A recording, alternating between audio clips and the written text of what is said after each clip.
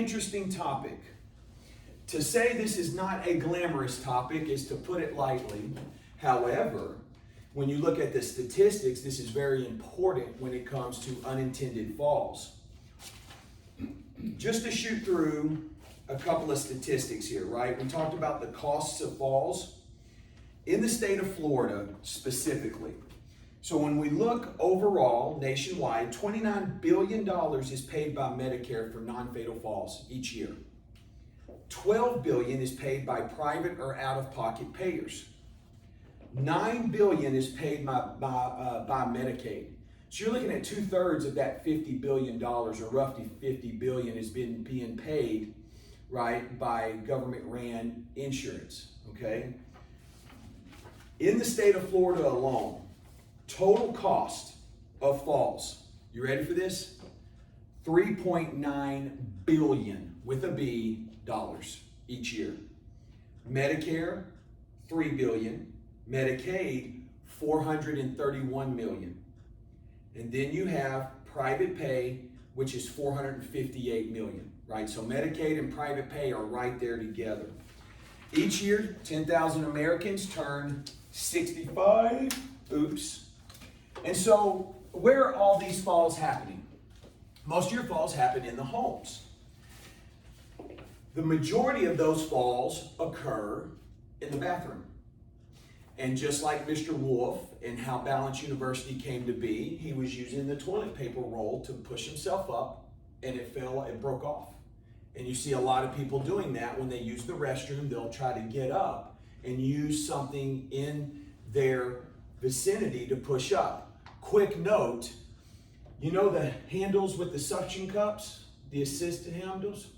If you can, avoid those. You always want to install something fixed. If you need a reference, come see me after class. The suction handles can become weak and break down at your most vulnerable time when you need them the most. I've seen it happen a few times, all right? So that got me to thinking where most and why most of the falls occur. And just like you guys, no one tells us about the incontinences of life as we age, and we go to the restroom. And the older we get, sometimes we go more often. And there's a name for that, all right? And what that name is that's called Nocturia. And the term Nocturia means waking up in the middle of the night to go to the restroom, to urinate, right? Nocturia is the most common lower urinary tract system.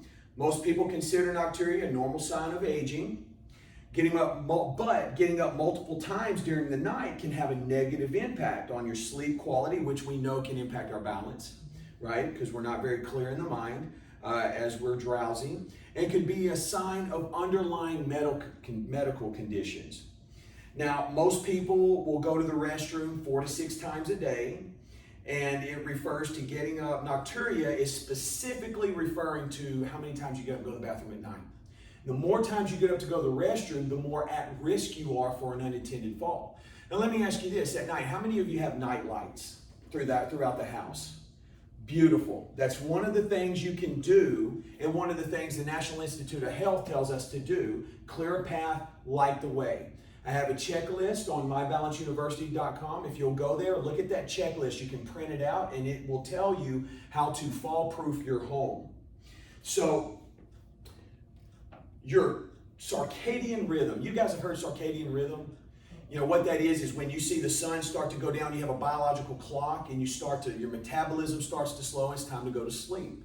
Coincidentally, the United States, we actually use this as a technique to extract information from people that we're trying to get information from. We'll put them in a dark room and leave them there for a couple of days, and you'd be surprised the impact that has on the circadian rhythm, how frustrating it can be when you're trying to sleep, but your body says, get up. And so this is something also people who are blind deal with, having that circadian rhythm disrupted. All right, so it's just a natural thing that happens. Our internal clock, it regulates the timing of all bodily processes, plays a role in our output, in our urination output. You know, the urge to go to the bathroom usually happens during waking hours and decreases at night when we sleep. But people with nocturia find themselves getting up in the middle of the night, often multiple times, with a strong urge. About 69% of men 69% of men, 76% of women over the age of 40 report having to go to the restroom at least once during the night. And waking up in the middle of the night can affect those under 40, but it's less common in younger adults. Now, the need to go to the restroom tends to increase as we age, especially for men. 70% and 90%, between 70 and 90%, okay, so between 70 and 90% of men at the age of 70 and above experience nocturia, meaning we have to go to the restroom more than once. Also, prostate cancer plays a large role in this. 1 in 7 men will experience prostate cancer. It's one of the few organs we have in our bodies that never stops growing. Does anybody else know what the other organ is? Your ears. Your ears. Little by little, little by little. And I already have big ears, so doesn't mean I listen. It doesn't mean I listen. So, you know, the impact this has on sleep, and again, you guys know I'm not going to go through all this, but the impact on sleep is really tough for us when it comes to preventing unintended falls because it leaves us fatigued, tired, not clear-minded, and it impacts our quality of life. It leaves us at a higher risk of depression, lack of sleep due to nocturia.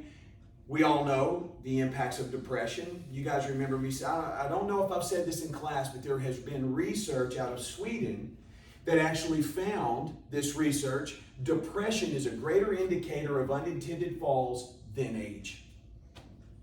Yeah, I know. I had to read it. I actually had to go back and read it a couple of times to make sure I saw what I saw. And remember, all sources and references are available at mybalanceuniversity.com, so feel free to go down and check out our sources. Lastly, going to the bathroom in many cases increases trips, increases our chances for an unintended fall. There's a few things you can do. You can reduce your amount of liquids you take in the day, but I want to be careful when I say that because a lot of seniors, we don't even get enough liquid during the day, you know, and that can be a problem. So what is making us go to the restroom so often if we're not even getting in enough water during the day, right? Dehydration leads to a lot of problems. Type 2 diabetes is one issue. Urinary tract infections, UTIs, enlarged prostate, we just talked about that, continues to grow as we age. Sleep disorders.